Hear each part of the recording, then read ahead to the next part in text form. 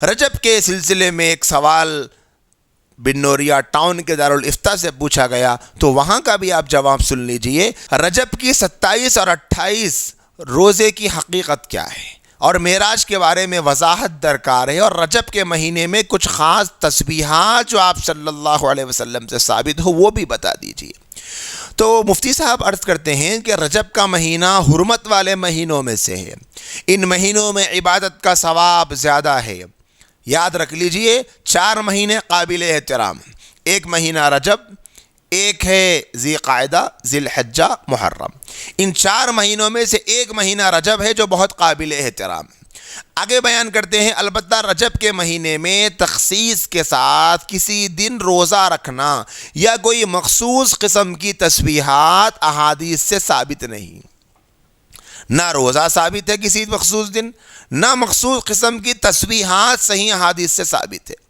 لہٰذا 27 رجب کو خاص کر کے روزہ رکھنے اور اس رات جاگ کر مخصوص عبادت کرنے، مثلا صلاۃ الرغائب یا دیگر مخصوص تسبیحات جو بھی ہم پڑھ سکتے ہیں،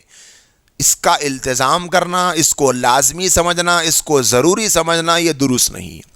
اسی طرح آگے فرماتے ہیں کہ اور اس کی جو فضیلت عوام میں مشہور ہے کہ اس روزے کا ثواب 1000 روزے کے برابر ہے، یہ ثابت نہیں۔ اس لیے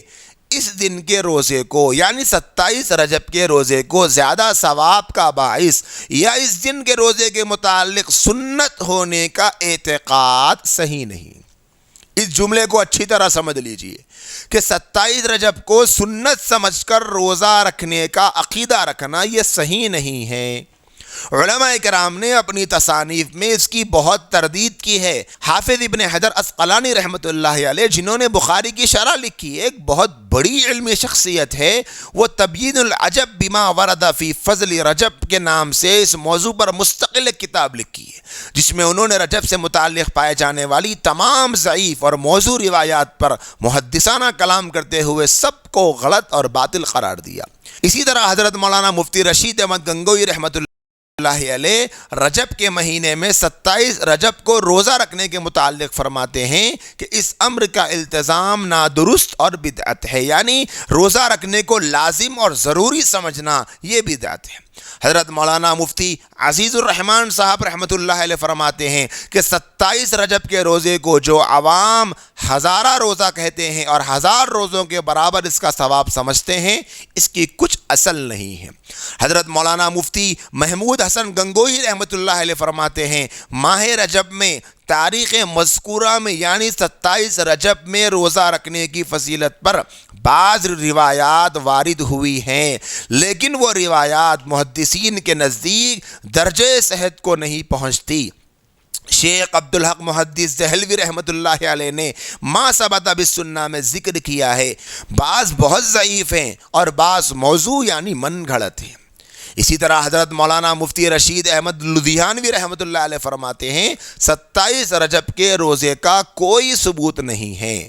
اسی طرح حضرت مولانا مفتی محمود حسن گنگوئی رحمۃ اللہ علیہ ایک سوال کے جواب میں فرماتے ہیں کہ اس شب کے لیے یعنی 27 رجب کے لیے خصوصی نوافل کا اہتمام کہیں ثابت نہیں، نہ کبھی حضور اکرم صلی اللہ علیہ وسلم نے کیا، نہ صحابہ کرام نے کیا، نہ تابعین اعظام نے کیا ہے۔ علامہ حلبی شیخ ابن حمام رحمۃ اللہ علیہ کے شاگرد علامہ ابن نجیم رحمۃ اللہ علیہ البحر الرائق شرح کنز الدقائق، علامہ طحطاوی رحمۃ اللہ علیہ مراقی الفلاح میں یہ 3 اکابر علماء کی وضاحت کے ساتھ یہ بات پیش کر رہے ہیں کہ اس رواج پر نکیر فرمائی اور اس کے متعلق جو فضائل نقل کرتے ہیں ان کو رد کیا ہے کہ 27 رجب کے سلسلے میں کوئی فضیلت ثابت نہیں ہے۔